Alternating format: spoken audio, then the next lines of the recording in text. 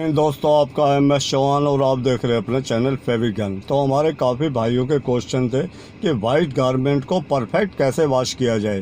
तो उसके पीछे काफ़ी वीडियो पहले बना चुके हैं, क्योंकि सबसे ज़्यादा जो वीडियो हमारे वाइट गारमेंट के ऊपर ही हैं।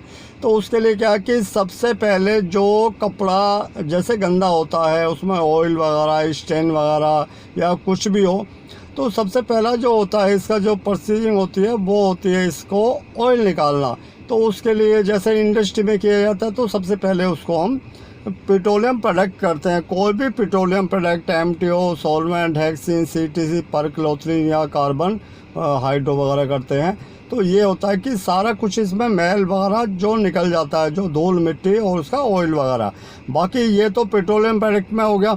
और वॉशिंग में क्या था, वॉशिंग में अगर करते हैं इसको, तो सबसे पहले क्या है कि आप कुछ ना करें। जब आपको पेट्रोल का मेथड अलग हो जाता है, वो चैप्टर अलग है, ये जो हमें वॉशिंग करनी है, वॉशिंग का मेथड है वो अलग है।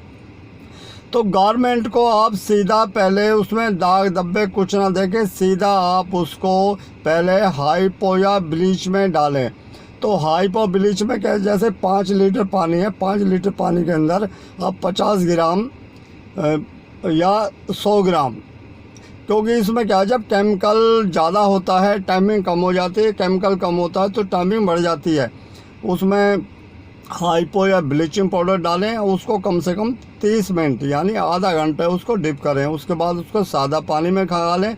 सादा पानी में खंगालने के बाद में आप उसको फिर सोडियम हाइड्रोसल्फेट यानी रंग कार्ड, उसमें भी यही है कि जैसे आपने 5 लीटर पानी लिया है और 5 लीटर पानी के अंदर 50 ग्राम डालें उसमें रंग कार्ड यानी सोडियम हाइड्रोसल्फेट, जिसको हाइड्रो बोलते हैं, वो डालें और कपड़े को 30 मिनट उसमें डिप करें। और उसके बाद सादा पानी में खंगालें। सादा पानी में खंगालने के बाद में उसके बाद आपको इसको डिटर्जेंट करना है। डिटर्जेंट के साथ में सोडा इसको यूज़ करना है। और इसको वॉशिंग मशीन में कर रहे हैं तो वॉशिंग मशीन में आप इसको 15 मिनट चलाएं।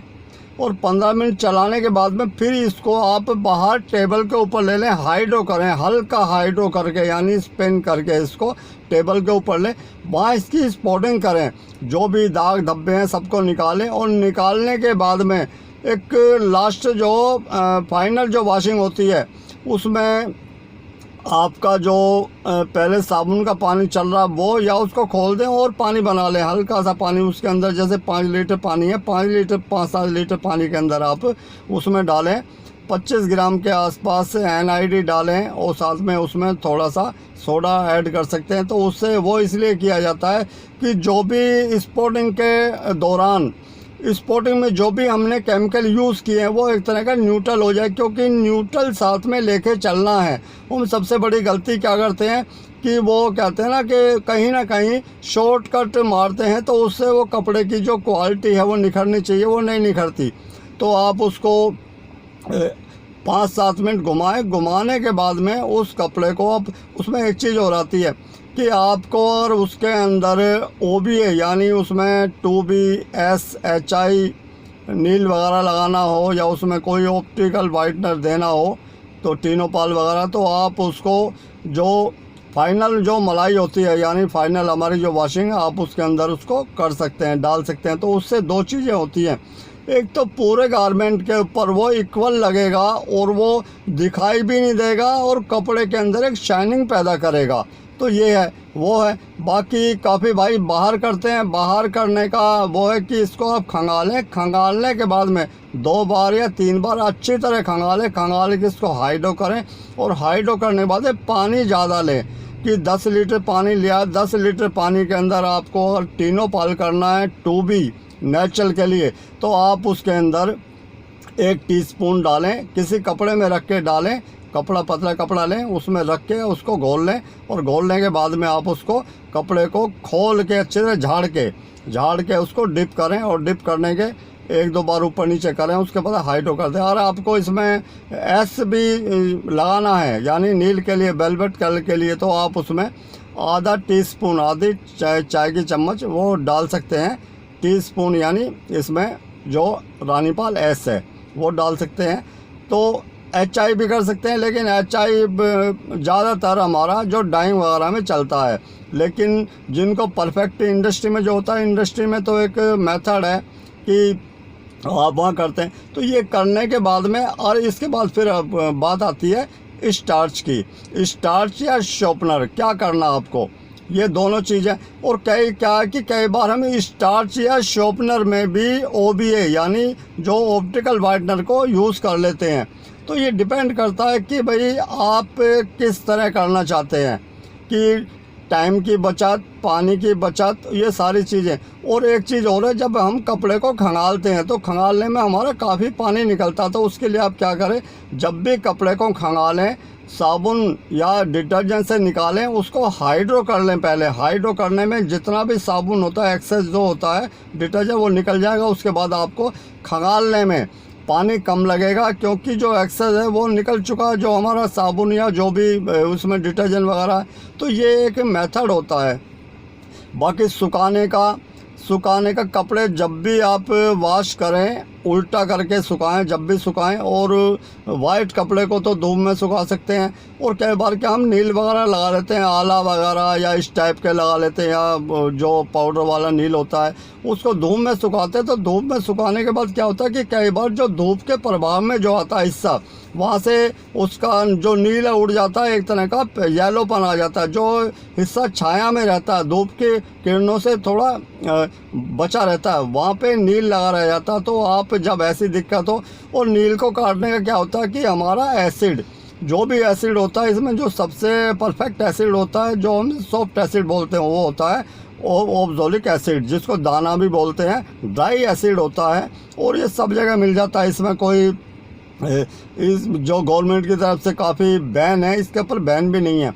बाकी जंग वगैरह इस टाइप के जो दाग होते हैं उसको निकालने के लिए अगर आप उसमें हाइड्रोफ्लोरिक एसिड यानी उसमें जो HF आप उसमें डिप करेंगे, उसमें रंगीन कपड़ा, वाइट कपड़ा, किसी में भी होगा निकल जाएगा। लेकिन क्या है कि प्रोसीजर वो थोड़ा बढ़ जाता है फिर। तो जब भी आप हाइपो ब्लीच करें तो उसको आपको जो रंग कार्ड यानी सोडियम हाइड्रोसल्फेट करना अति आवश्यक है। अगर आप नहीं कर रहे तो आपकी वाइटनेस बिल्कुल परफेक्ट नहीं आ सकती। और उसी तरह इसमें फिर जो हमारा स्टार्च है, स्टार्च कैसे स्टार्च करते हैं, जैसे इसमें अरारोट हो गया, और इसमें जो हमारा साबूदाना, गोंद, जो गम होता है पेड़ों वाला, फेविकॉल, सुहागा, क्योंकि सुहागे के मैंने बना रखे हैं, 2 सैंपल बना रखे हैं, कच्चा है पक्का। तो ये कुछ चीज़ें ऐसी है, कुछ हर्बल यानी हर्बल को अपनाएंगे तो कपड़ा भी हमारा सुरक्षित रहेगा। क्योंकि सबसे बड़ी बात होती है कि कपड़े के अंदर किसी तरह का भी कोई हैजर्ड केमिकल नहीं होना चाहिए। हैजर्ड केमिकल होता है तो वो हमारे शरीर को बहुत ज़्यादा एक नुकसान पहुंचाता है, उसको क्षति पहुंचाता है। लेकिन ये क्या है, एक तरह का स्लो पॉइजन होता है, ये नहीं दिखाई देता, क्योंकि आस्ता आस्ता सने सने ये हमारे शरीर को छीन करता है। कि जो कहते हैं त्वचा की जो बीमारियां होती हैं इस टाइप की, तो ये क्या है कि जैसे पॉलिएस्टर के कपड़े नहीं पहनने चाहिए। सर्दियों में ज़्यादा ठंडे हो जाते हैं, गर्मियों में ज़्यादा गर्म हो जाते हैं, एयर नहीं आती। क्योंकि शरीर के लिए हवा का होना बहुत ज़रूरी है। क्योंकि हमारे शरीर के अंदर बहुत सारे अनगिनत छिद्र, जितने शरीर के अंदर बाल होते हैं उतने ही हर जड़ के नीचे एक छेद होता है, एक छिद्र होता है, वो हवा लेता है, ऑक्सीजन लेता है। कि ये क्या कि ये खुली आंखों से, वैसी आंखों से यानी बिल्कुल साधारण से, इसको सूक्ष्मदर्शी से देखेंगे तो दिखाई देगा। तो ये क्या है कि भाई कोई भी चीज़ ऐसी नहीं है कि अगर आप मन से, दिल से, बिल्कुल कहते हैं कि बिल्कुल आप जिस काम को करना चाह रहे हैं कि आप पूरे तल्लीन उसके अंदर हो गए, पूरा अपने 100% लगा देते, तो दुनिया की कोई ताकत नहीं है कि आपको सफल होने से रोक सके। तो हमारे काफ़ी भाइयों ने क्वेश्चन पूछे हैं और उसका जो परिणाम है बहुत अच्छा उन्होंने दिखाया भी है कि मेरे पास वीडियो डाली थी, बहुत अच्छा परिणाम आता है।